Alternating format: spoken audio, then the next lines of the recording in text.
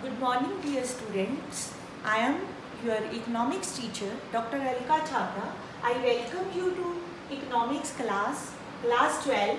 Topic is credit creation by commercial banks. What are commercial banks? These banks are the financial institutions which are opened with a motive to earn money or to create money.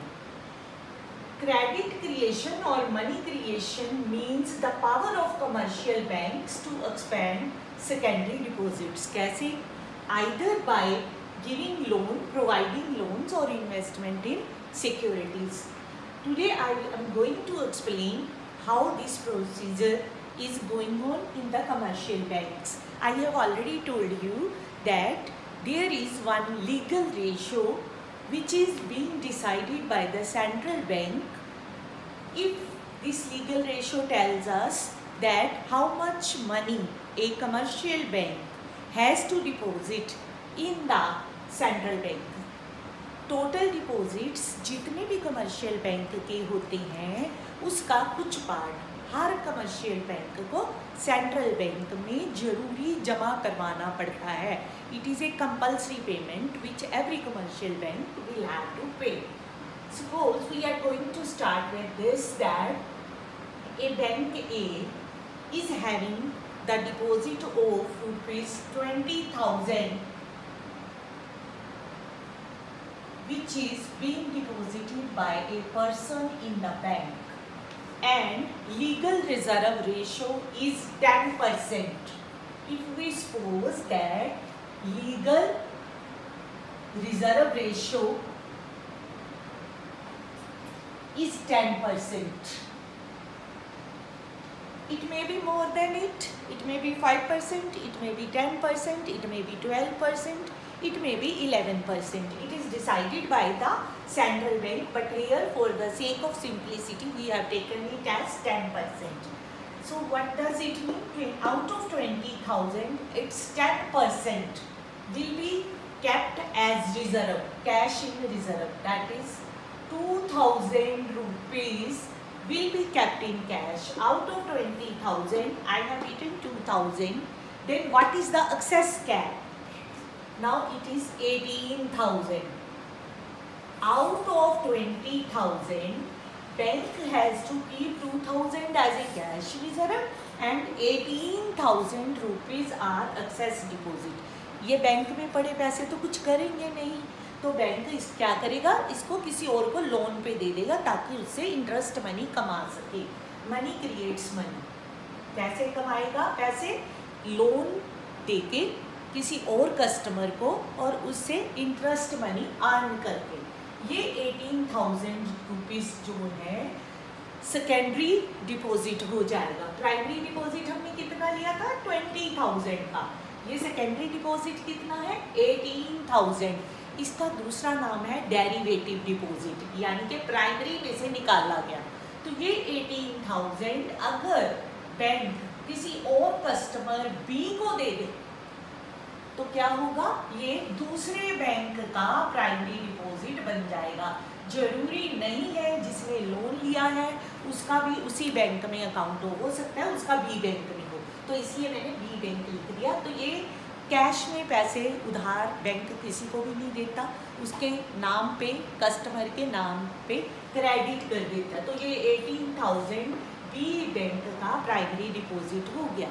इसमें से फिर से 1800 10% इसका cash reserve में रखना पड़ेगा bank को, क्योंकि 10% हमने कहा है सेंट्रल बैंक का ऑर्डर है 10% कैश रिजर्व रखना जरूरी है. अब क्या करेंगे? 18,000 में से 1800 we will subtract, it will come to be 16,200. जब हम इसको सब्ट्रैक्ट करेंगे 16,200, ये डेरिवेटिव डिपॉजिट या सेकेंडरी डिपॉजिट हो गया. अब ये बी बैंक किसी और कस्टमर के नाम पे किसी और को दे देगा जो बैंक सी में जमा करा देगा. सी में जमा कराएगा तो 1620 इसका 10% हो जाएगा. 10% निकालना आसान होता है. एक जो है इसकी 1620 आ जाएगा। अब फिर 16200 में से 1620 जब हम माइनस करेंगे तो we are going to get 14580। You can subtract it and check it. This process will continue. I am going to explain it again. 20,000 रुपये हमारा प्राइमरी डिपॉजिट था, 10% 2000 बैंक ने कैश रिजर्व रख लिया, बाकी बचा 18,000 उसको उसने लोन पे दे दिया बी को, कस्टमर को। बी बैंक में जो दूसरे बैंक में उसने पैसे जमा कराए 18,000 रुपीज़, 1800 कैश रिजर्व में चला गया, 16,200 जो है उसके बच गए पैसे। 18,000 में से 1800 माइनस करती, फिर 16,200 रुपीज़ सेकेंडरी डिपॉजिट किसी और को लोन पे दे दिया, उसने सी बैंक में जमा करवाया, उसमें से कैश रिजर्व 1620 रखा, 1458। अब हमारे पास आ गया। ये प्रोसेस कंटिन्यू रहेगा और ये तब तक कंटिन्यू रहेगा जब तक कि प्राइमरी डिपॉजिट्स का टोटल 2 लाख रुपीज़ नहीं हो जाता। कैश रिजर्व में 2 लाख में से 20,000 रखेंगे, 1,80,000 रुपीज़ जो है सेकेंडरी डिपॉजिट्स हमारे अर्न हो गए। हमें कैसे पता चलेगा कि निकालें कैसे? टोटल क्रेडिट क्रिएशन निकालना कैसे है? 1/R, what is that? 10%, 10/100, 10%। Change in deposits कितना है? 20,000। We will multiply it by 20,000.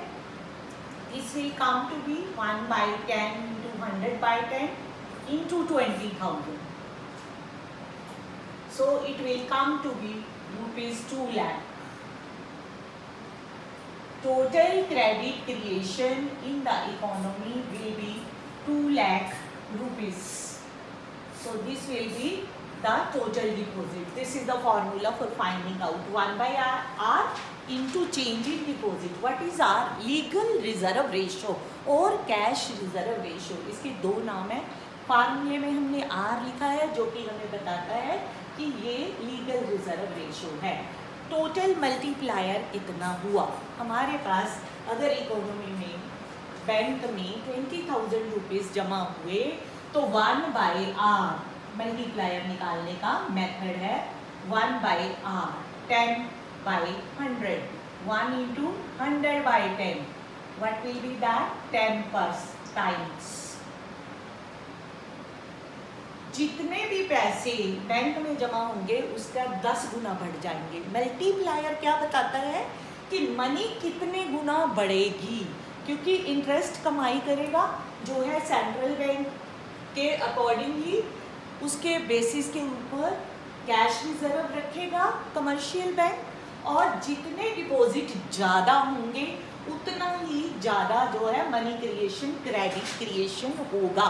यहाँ पे मैं आपको एक बात बड़ी क्लियरली बता देना चाहती हूँ कि लीगल रिजर्व रेशो जितनी ज़्यादा होगी उतना कम क्रेडिट क्रिएशन होगा। क्यों? क्योंकि अगर वो 15% जो है 15% पैसे कैश में रिजर्व में रखने पड़ेंगे उसको, तो उसके पास कम कैश होगा जिससे उनकी क्रेडिट क्रिएशन भी कम हो जाएगी। और अगर ये 10% के बजाय 5% हो जाए तो ये मल्टीप्लायर इफेक्ट कई गुना बढ़ जाएगा। तो आपने अपने माइंड में रखना है कि जितना उसको रिजर्व में रखना पड़ेगा उतनी ज़्यादा रखेगा तो क्रेडिट क्रिएशन कम होगी, और अगर लीगल रिजर्व रेशो कम होगी तो क्रेडिट क्रिएशन ज़्यादा होगा। ये क्वेश्चन बहुत इंपॉर्टेंट है, पेपर में हमेशा 6 मार्क्स का आता है और 1 साल छोड़ के आता ही रहता है।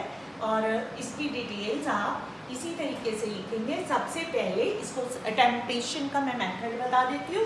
सबसे पहले आप क्रेडिट क्रिएशन की डेफिनेशन लिखेंगे, फिर आप लिखेंगे कि with the help of following numerical example we can explain credit creation by commercial bank.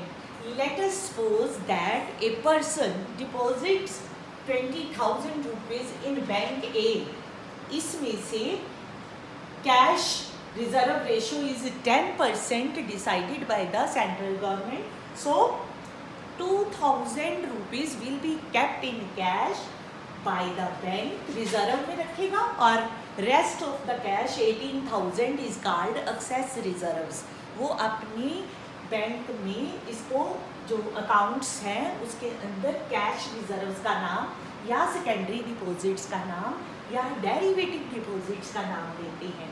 ये 18,000 रुपीज़ नाउ कैश है बैंक के पास अपनी मनी कमाने के लिए। तो ये क्या करेगा, 18,000 रुपीज़ का आइडल या एक्सेस जो कैश पड़ा हुआ है इसको किसी और को लोन पे देगा। Suppose he gives it to a person who is having his account in bank B, तो वो बैंक बी में उसके कस्टमर के खाते में चला जाएगा। 1800 कैश रिजर्व रखेगा, 16,200 माइनस करके 18,000 में से ये कैश बी बैंक के पास आ जाएगा। तो ये आपका मेथड रहेगा। फिर आपने ये टेबल बनाना है और ये दोनों फार्मूले लिखने हैं। That's all for this question.